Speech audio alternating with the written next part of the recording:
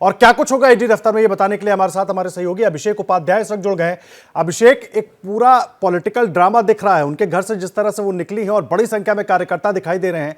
एक आरोप में नाम आया है, रामचंद्रन पिल्लई नाम के शख्स ने उनका नाम लिया। अब पूछताछ होनी है। कैसे ये पूरा जो स्टेज किया गया ड्रामा उसको देख रहे हैं और क्या कुछ पूछा जाएगा, क्या कुछ बातें हो सकती हैं, वहां पर आमना सामना भी हो सकता है?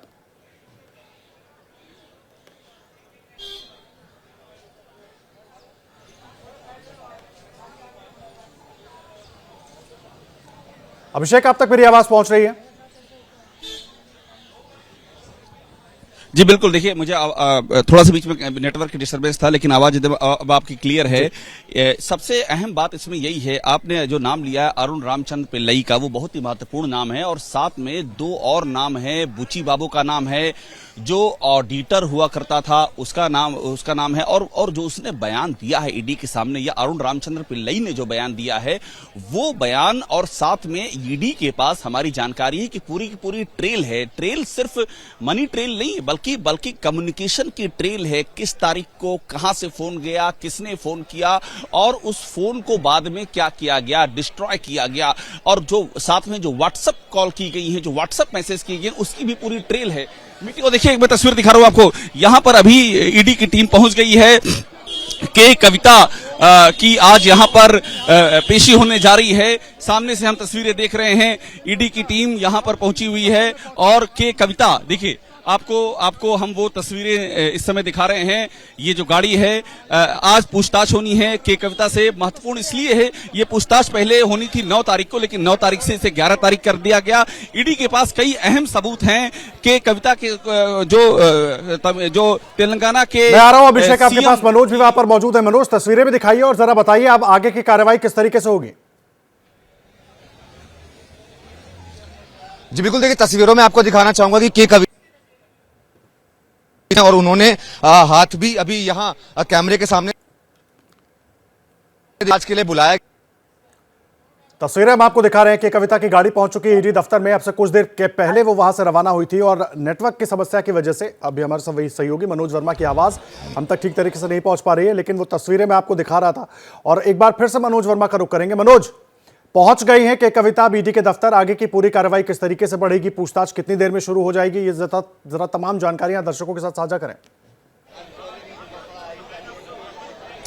जी बिल्कुल, देखिए आपको बताना चाहूंगा कि अभी लीगल प्रोसेस होगा कि कविता यहां पर अब पहुंची हैं तो वो अपनी रजिस्टर में एंट्री करेंगी, और क्योंकि 11 बजे का समय दिया गया था उनको, अब 11:04 हो चुके हैं, वो यहां पर पहुंच चुके हैं। और जब वो यहां पर पहुंची हैं तब उन्होंने मीडिया के कैमरों के तरीके से दिखाया और बड़े ही कॉन्फिडेंट।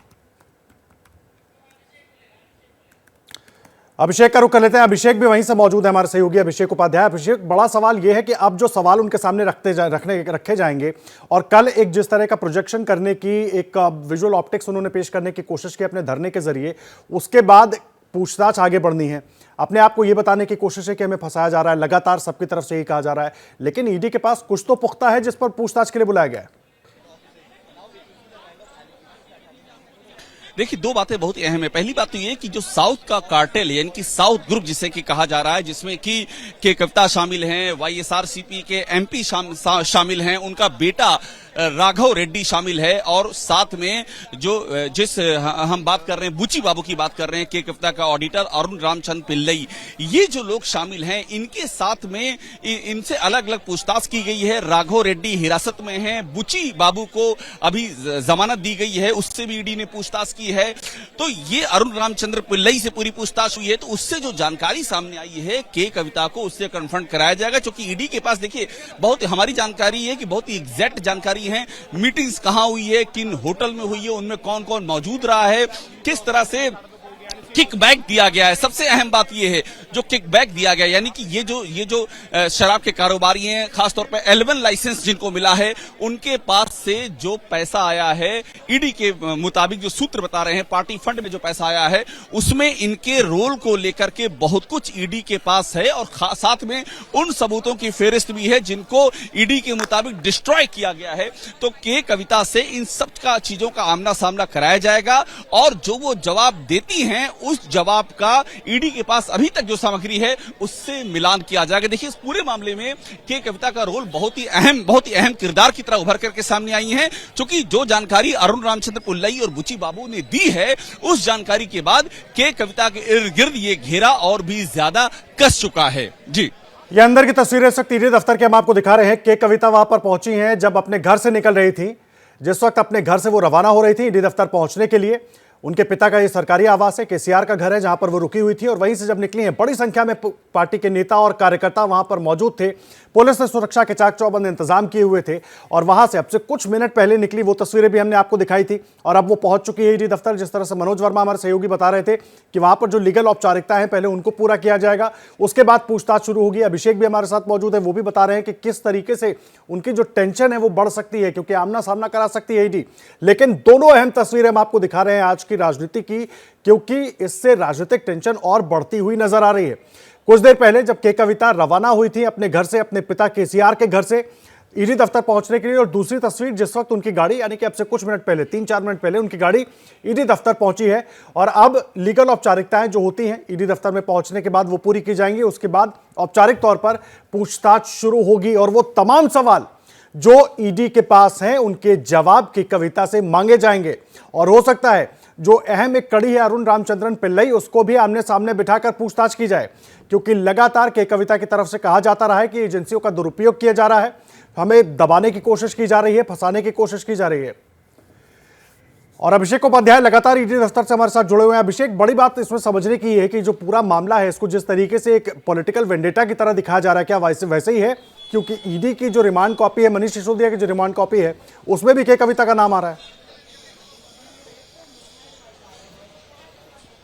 बिल्कुल नाम आ रहा है। और देखिए, सिर्फ नाम की बात नहीं है, यहां पर बात वॉल्यूम की है। 30% जो जानकारी सामने आ रही है कि पूरा जो ये जो लेकर का कारोबार है, इसमें 30% का जो मार्जिन शेयर है, वहां पर ये साउथ का जो ग्रुप है, साउथ कार्टेल, वो इसका बेनिफिशियरी है।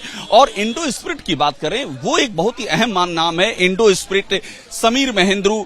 ये जो पूछताछ हुई है उससे भी कई सारी कड़ियां निकल करके सामने आई हैं। और एक बात और सामने आई है कि किस तरह से जो ये सब जानकारी हम आपको जो दे रहे हैं, ये ईडी के सूत्रों के हवाले से दे रहे हैं। अभी ये छानबीन चल रही है, अभी किसी बात को हम ये नहीं कह सकते कि वो अदालत में साबित हो गया है, लेकिन अभी तक की जो डिटेल्स हैं वो ये कहती है कि के कविता ने एज ए फ्रंट की तरह से कई सारे लोगों को बीच में इस्तेमाल किया है। और एक बहुत ही महत्वपूर्ण नाम विजय नायर का है। देखिए, विजय नायर को जब आप इस पूरे मामले में रखते हैं, जो कम्युनिकेशन इंचार्ज थे आम आदमी पार्टी के, तो इस पूरे मामले की जो कड़ी है वो ईडी के मुताबिक खुलना शुरू हो जाती है। विजय नायर इस समय हिरासत में हैं, गिरफ्तार हो चुके हैं, उनसे कई राउंड की पूछताछ हो चुकी है। तो विजय नायर ने उन मीटिंग्स की जानकारी दी है, जो मीटिंग्स इन राजनीतिक दलों के साथ के प्रतिनिधियों के बीच में और शराब कारोबारियों के बीच में हुई हैं।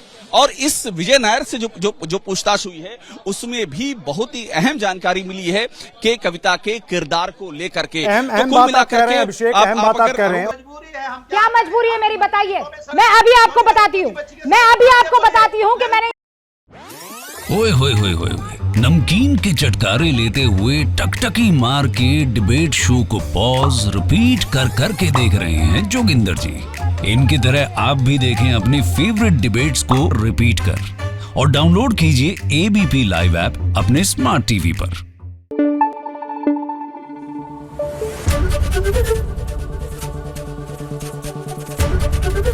एबीपी न्यूज आपको रखे आगे।